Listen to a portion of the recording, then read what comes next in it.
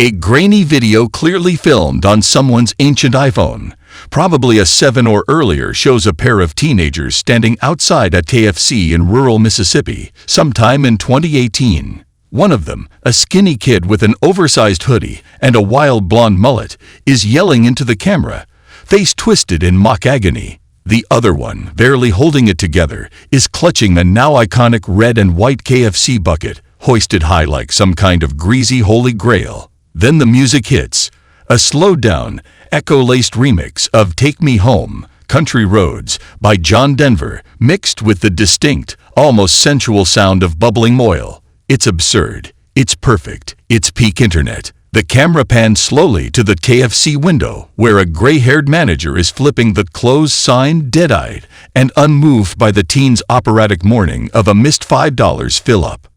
This video, uploaded without fanfare to TikTok by the handle @GizzardWizard420, blew up overnight. Not, oh, that got 1 million views viral. No, this thing embedded itself into the brainstem of the internet. Reaction memes, SoundCloud remixes, YouTube breakdowns, even a full-length parody by some film school dropout trying to channel Harmony Korine through fried chicken fumes. Everyone was obsessed.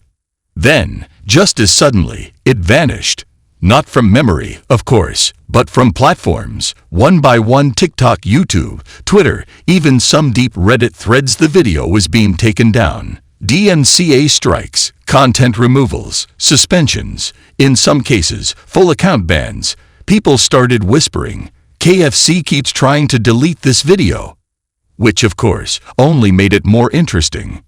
Now let's get one thing straight. KFC, the real, multinational, brand-managed, gravy-guzzling corporate entity, is no stranger to controversy. Fast food chains, in general, walk a tightrope between public adoration and mimetic mockery. Wendy's has leaned in, tweeting like a red-headed nihilist teen. Taco Bell weaponized late-night stoner culture into a marketing strategy. KFC, though, has always struggled to find its tone. They tried the ironic route, casting Reba McEntire as Colonel Sanders in 2018, then jumping to Jason Alexander, George Hamilton, and even RoboCop. Yes, they literally turned Colonel Sanders into RoboCop. That happened. They built a romance novel called Tender Wings of Desire, starring, you guessed it, Colonel Sanders as a Fabio-type love interest. They even partnered with Crocs to make fried chicken-scented footwear. These were desperate acts of marketing performance art, designed to ride the wave of absurdist internet culture while desperately controlling it. But nothing they did could compete with the raw, unfiltered chaos of that TikTok. People started asking, why was KFC so desperate to delete this video? Was it the music? Maybe. The Country Roads remix used a bootleg version of John Denver's voice, probably without proper licensing. But that alone wouldn't explain the scorched earth response. Plenty of videos use copyrighted music and stay up. Even if flagged, they're muted or demonetized, not nuked from orbit. Was it the portrayal of KFC employees? That seemed more likely. In the video, the manager behind the glass looked exasperated, trapped, maybe even on the verge of tears. Some interpreted it as an indictment of fast food labor conditions, especially in rural areas where KFC might be one of the only employers. Others argued it made the brand look stingy, cold, turning away two hungry kids just minutes after closing time. Then came the conspiracy theories. And oh, they were glorious. One Reddit thread, now preserved only through Wayback Machine snapshots, suggested that the KFC in the video was a test site for a now-abandoned AI-based chicken fryer system called Clucktronics, designed to reduce labor costs by automating the back-of-house process. The theory went that the manager was instructed to close early because the AI malfunctioned, burning through 40 pounds of chicken in a grease inferno. No fire was reported, but locals from Grenada, Mississippi, where the video was supposedly filmed, did recall a mysterious shutdown in early 2018. Another theory posited that the video wasn't even real, that it was a staged viral marketing attempt that went too well, spinning out of corporate control. KFC's own Frankenstein. One intern on LinkedIn claimed to have worked with the agency behind the original upload. No one could verify it, but the idea lingered. But here's where it gets weirder. Every time the video resurfaced, it evolved.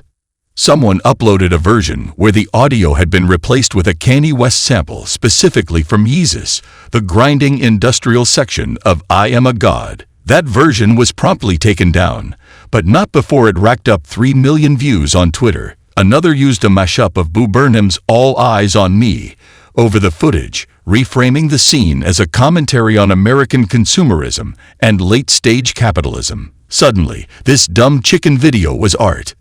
A digital artist named Fiona Hargrave projected the footage onto a 2-story fried chicken sculpture at an art fair in Austin. It was titled Grease Ghosts. Vice did a piece on it. KFC declined to comment. Then came the bootlegs.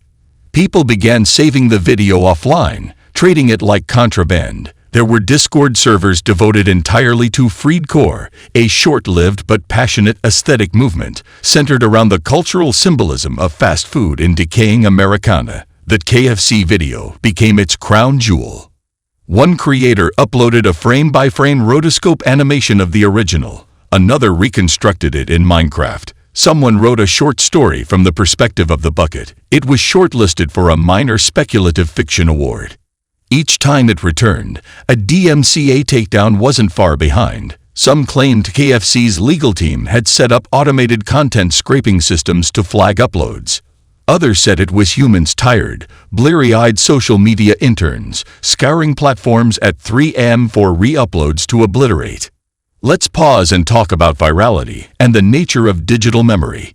Internet culture doesn't forget, it reframes, it mutates. The more you try to delete something, the more power you give it. Streisand Effect 101. Barbra Streisand, in 2003, sued to suppress an aerial photograph of her Malibu home, which had been included in a public coastal erosion study. Before her lawsuit, the image had been viewed 6 times. After the lawsuit, over 400,000 people downloaded it within a month. The attempt to erase became the beacon. The same happened here. By trying to delete the video, KFC turned it into myth. But it wasn't just about censorship. It was about authenticity. That TikTok captured something real. The frustration, the absurdity, the way corporate structures brush up awkwardly against human need. A kid missing out on chicken shouldn't be profound, but framed the right way, it was. It tapped into something deep in the American psyche, the intersection of poverty, humor, nostalgia, and performative grief. Take Me Home, Country Roads wasn't just a song, it was a longing. For food, for dignity, for something, anything, that made sense. And so the hunt continued.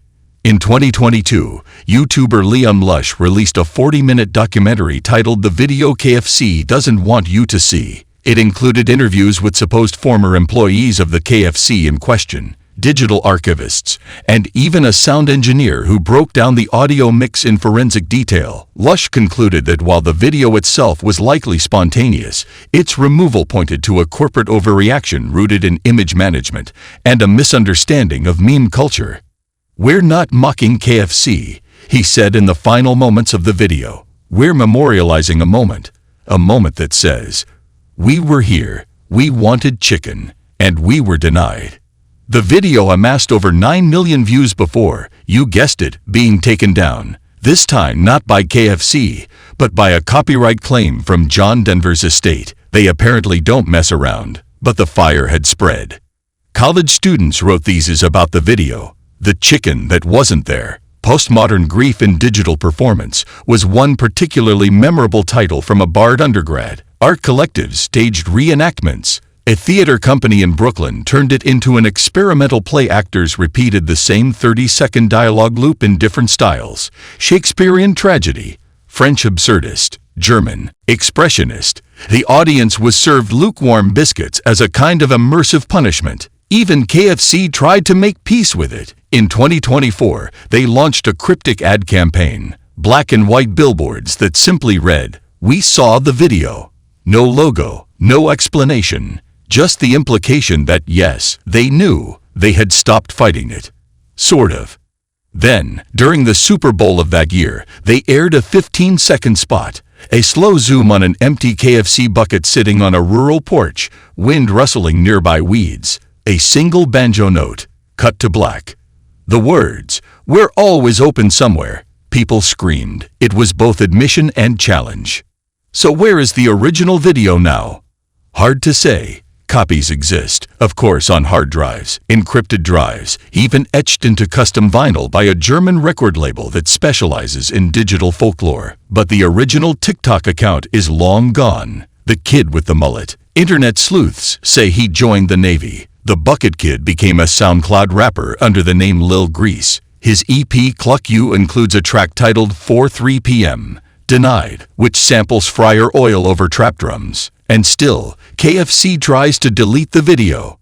Whether it's for legal reasons, brand protection, or some weird internal vendetta, they continue issuing takedowns. But they're fighting ghosts now. The video has transcended its pixels. It lives in zines, in murals, in the whispered memory of 1,000 Discord chats. Every generation gets the memes it deserves. Some are funny, some are cruel, but a select few capture something else, something elemental. That TikTok, it wasn't just about fried chicken. It was about longing, about absurdity, about being human in a world of locked doors and missed meals.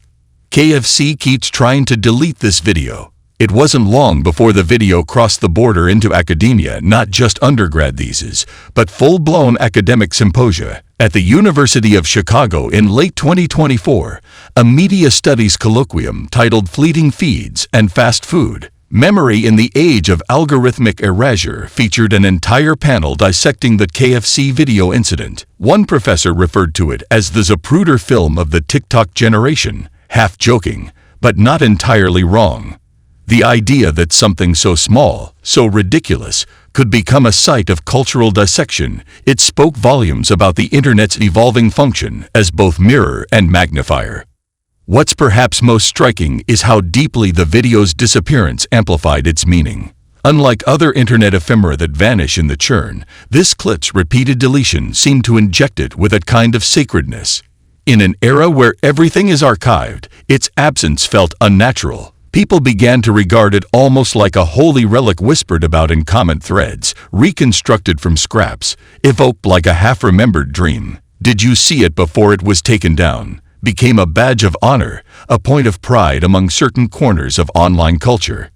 Soon, musicians started weaving the video into their own work. One band, an indie group from Portland calling themselves the Crispy Boys, wrote a concept album based entirely on the life cycle of the video. Each track was named after a deleted version of the clip, like Country Roads, Crumbs Remix, and Behind the Glass at 9:01 p.m. The final track, No Gravy Left, was a spoken word piece laid over ambient fryer sounds, performed live, once at a venue that served fried chicken during the encore. Visual artists weren't far behind. A photographer in Detroit created a series called Closings, capturing shuttered fast food restaurants across the Midwest, each frame inspired by the same mood as that final pan in the video, the defeated glance at a locked door, the disheveled signage, the reflection of disappointment in dark glass. These weren't protest pieces, they were elegies.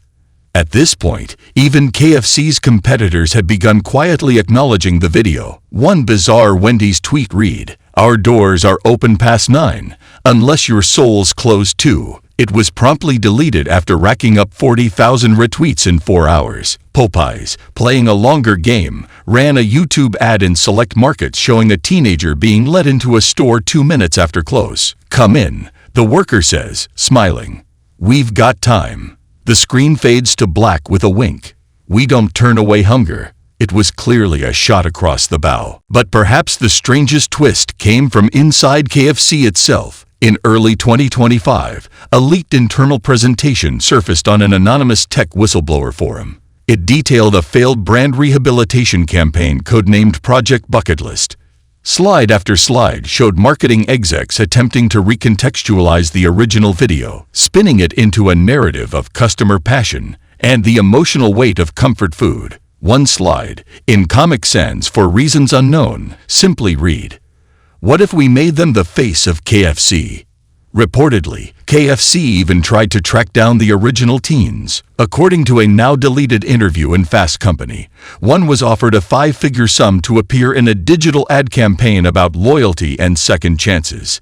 He turned them down. "You had your chance," he reportedly said. "You closed the door." There's a certain poetic justice in that. What KFC never seemed to grasp was that people didn't love the video because of their brand, they loved it in spite of it. It was unbranded humanity leaking through a corporate facade, a moment too raw to polish, too absurd to orchestrate, and in trying to smother it, they fed it oxygen. Every strike, every takedown, was another invitation for it to rise again, mutated, glorified, reborn through VHS filters, or deep-faked into Wes Anderson aesthetics. Today, the legacy of the video endures in the oddest corners. A bar in Berlin named the 9-1 Club screens bootlegs of it on loop in the bathroom. In Tokyo, a limited-run manga featured a side plot about a haunted KFC bucket that cursed anyone who tried to throw it away. A startup in Montreal built an AI trained solely on variations of the video to produce endless deepfake-core remixes, some of which now serve as ambient noise in urban co-working spaces. And maybe that's the real punchline here. Something so stupid, so throwaway, evolved into a symbol, not because it was meant to be, but because no one could control it. In trying to delete the video, KFC made it immortal. It will outlive the current CEO. It will outlive the TikTok it was born on. It might outlive KFC itself. After all, ghosts tend to stick around, especially the ones made of salt, grease, and memory.